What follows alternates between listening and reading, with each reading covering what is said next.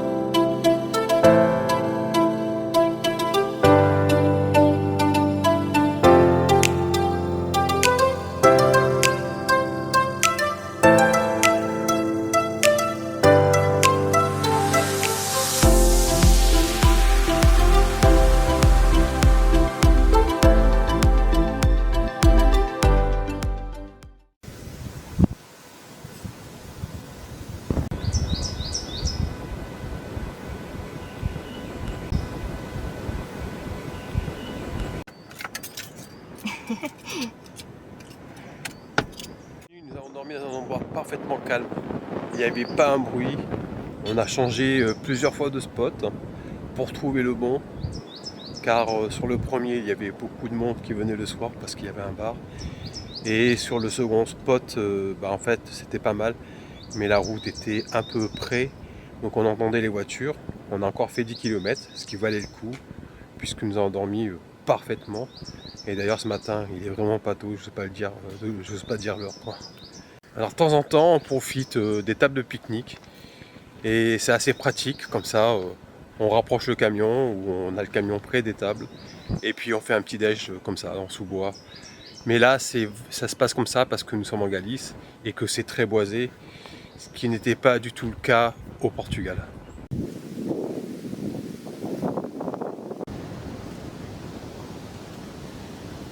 Un aspect très important quand on est en van, alors surtout avec ce type de van qui est équipé de tentes de toit, c'est de trouver des spots avec ombre en plein été. C'est hyper important de pouvoir ventiler, de mettre la moustiquaire et de profiter du courant d'air. Et là on dort très très bien, sinon c'est pas tenable.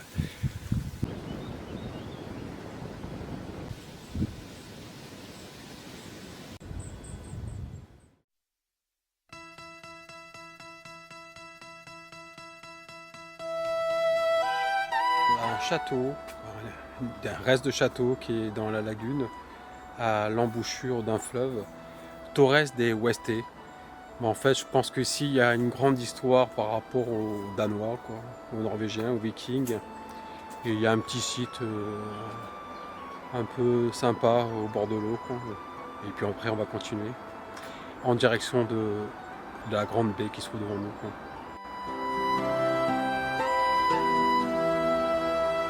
À peine arrivé, on voit déjà des sites où ils ont fait des petites fêtes genre viking. Ça doit être un site un peu lié à ça, je pense. Il y a genre, en face, il y a des tentes. Ils font des manifestations là-dessus.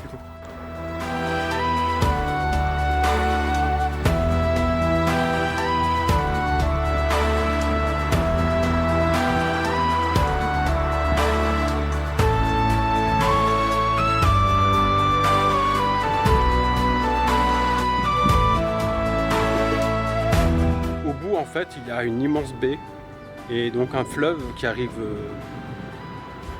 dans cette lagune, et on peut largement imaginer que la forteresse elle est construite dans l'estuaire, et on voit que toute l'histoire est liée autour des Vikings ici, et donc les invasions diverses, et c'est un site assez bucolique.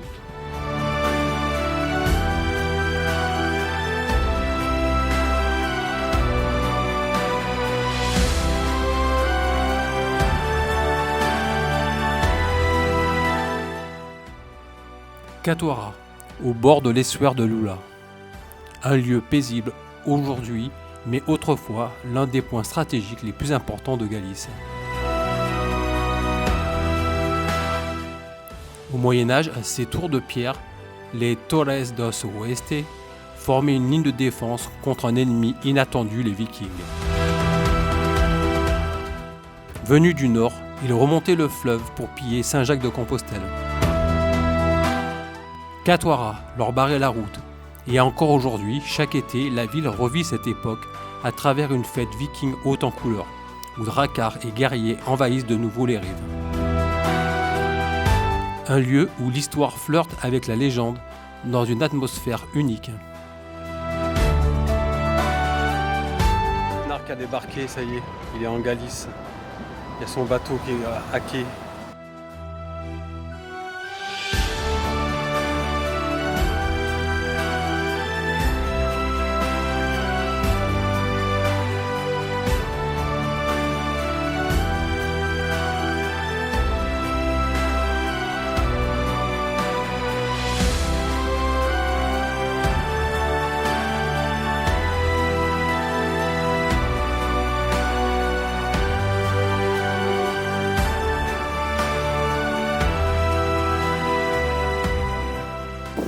On est dans une mer de roseaux. Le petit kiosque là, ils l'ont mis en plein milieu, c'est assez sympa.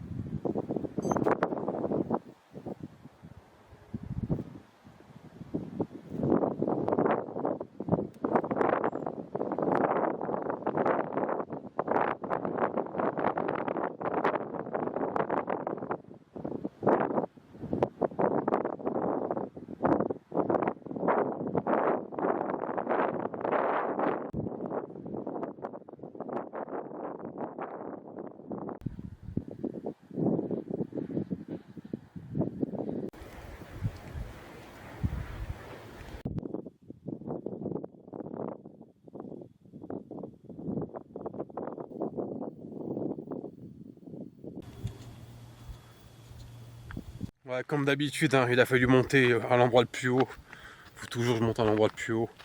Et les miradors ici sont carrément impressionnants. On a l'impression d'être en drone tellement on surplombe les baies. En fin de compte, il y a 400 mètres, hein, c'est pas si haut que ça, quoi. Mais c'est vraiment très découpé la côte et du coup, les miradors sont assez spectaculaires. Wow.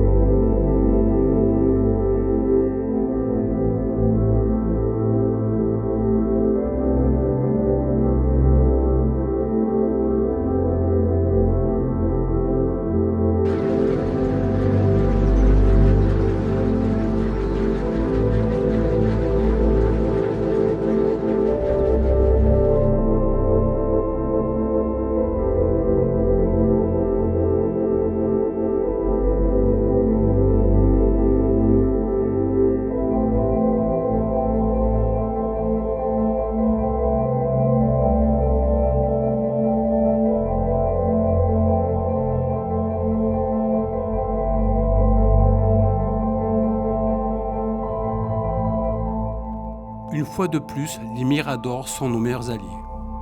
Celui-ci domine littéralement la côte, offrant une vue spectaculaire presque irréelle. Installé en hauteur, seul face à l'océan, nous aurons droit à un sunset à couper le souffle. Le genre de moment suspendu qui donne tout son sens à la vie en bas.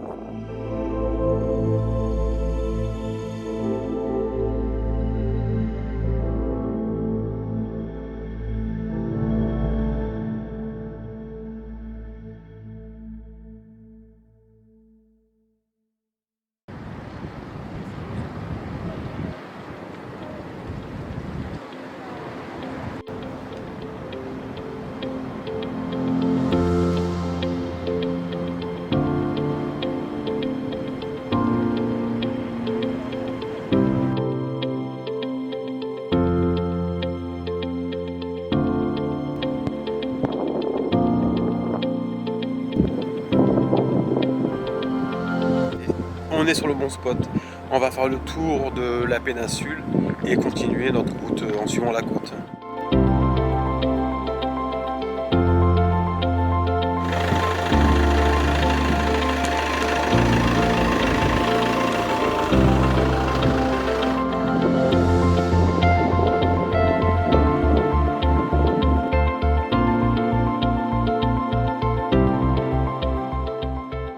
Ça y est, on a réussi à spotter en fait pour aller aux dunes.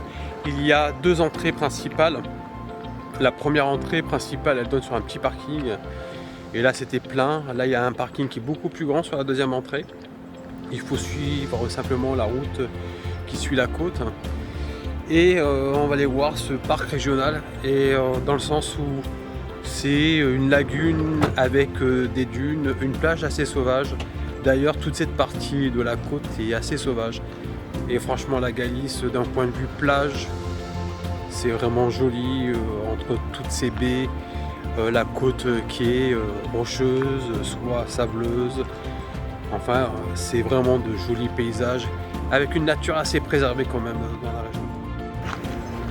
Direction la playa, voir l'état des dunes.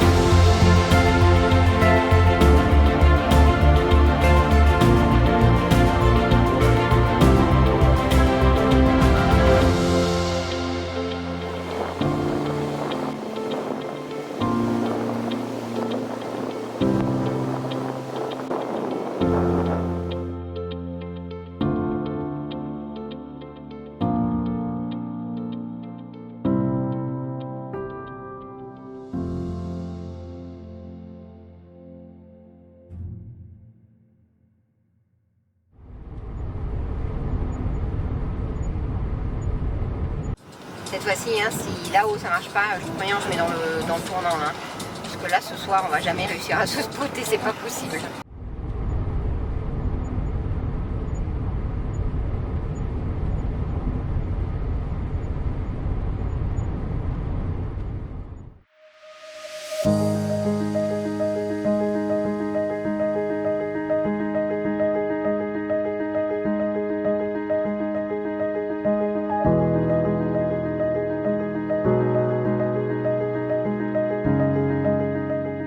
Alors ce soir, grosse galère pour finir par trouver un spot.